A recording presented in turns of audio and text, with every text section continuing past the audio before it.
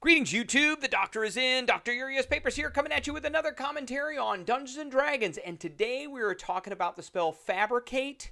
We're giving this one an A-. This is a spell that can get really ridiculous.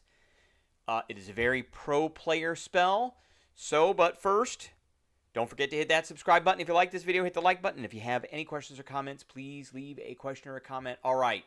So, Fabricate is a 4th level spell that is usable by wizards, artificers, and forge domain clerics. 4th level spell has a casting time of 10 minutes, so you probably won't be casting this in combat. It might be used near combat, or if you know that there's a combat that's going to happen that you need to prep for. It has a range of 120 feet. That's kind of immaterial to the whole spell. Verbal and somatic components. You convert raw materials into products of the same material. For example, you can fabricate a wooden bridge from a clump of trees. Now, trees are not just wood. There's leaves and things on them, so you can take trees that are just standing there and say bridge, and there's a bridge. Rope from a patch of hemp, clothes from flax or wool. Flax is used to make linen. We're going to address that here in a second. So you choose raw materials you can see within range. You can fabricate a large or smaller object. Large with a capital L, which means it is a 10-foot cube or 8 connected 5-foot cubes, given a sufficient quantity of raw materials. If you are working with metal, stone, or another mineral substance, however, the fabricated object can be no larger than medium, contained within 5-foot cube. The quality of the objects made by the spell are commensurate with the quality of the raw materials. Creatures or magic items can't be created or transmuted by the spell. You also cannot use it to create items that ordinarily require a hydrated craftsmanship, such as jewelry, weapon, glass, or armor, unless you have proficiency with the type of artisan's tools used to craft such an object. Artificers, we're going to look at artificers very quickly. This is where this spell gets kind of broken. Artificers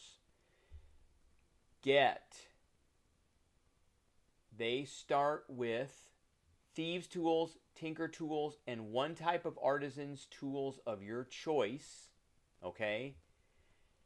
And then they eventually get, where is it? Tools required. They get, where is it? Infusing an item. The right tool for the job. At 3rd level, you learn how to produce exactly the tool you need. With thieves' tools or artisan's tools, you can magically create one set of artisan's tools in an unoccupied space. This creation requires 1 hour, which coincides with a short or long rest. Though the product of the magic, the tools are non-magical and they vanish when you use this feature. And tool expertise at 6th level, your proficiency bonus is doubled for tools that you are proficient with. So you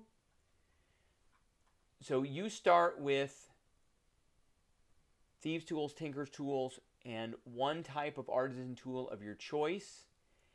And then when you take your background, you can take backgrounds that give you more tool. Like if you take, where is it? Armor is not on here. Many of these will give you tool proficiencies. Let's see here. Marine. I think Marine, Pirate, Ruin Carver, Sage, Sailor. Navigator's tools. There's Navigator's tools. Shipwright. Soldier. Urchin. So there are many of these will give you a tool proficiency. They tell you a lot of the skills that they're, but it doesn't really list all the tool proficiencies, or they give you choices. So the reason I say that is because Fabricate requires you to have a high degree of craftsmanship unless you have proficiency with the type of artisan's tools used to craft such objects.